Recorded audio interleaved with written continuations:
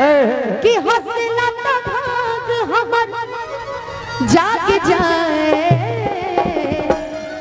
जा हमरो उमर तहरे के लाग जाए जा हमरो उमर तहरे के लाग जाए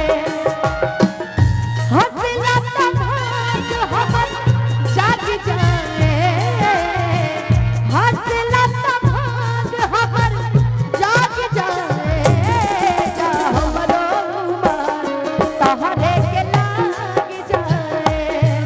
जा हमरो उमर तहरे के लाग जाए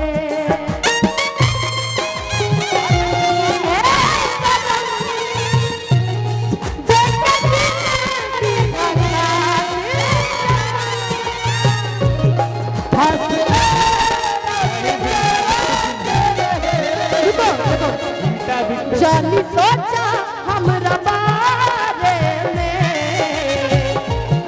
तहरा खातिर हमर प्यार काले मोर से भुला गइल वैसे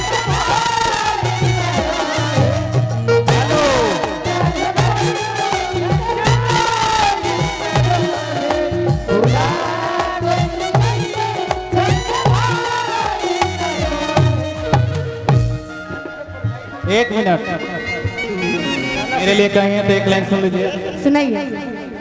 अरे तो मन के पोलाई जाई रात फेरू आई हो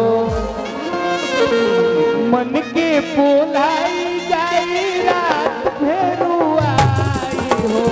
कोई दीना हो कोई दीवाना ए राजा थोड़ी दीना हो मीठी मीठी बतिया में सोनाई सनरतिया हो मीठी मीठी बतिया में सोनाई सनरतिया हो जड़िए के करी होती प्याला ए राजा थोड़ी दीना हो गई दीवाना। अब इस गांव का फरमाइश है, बहुत लयदार गांव है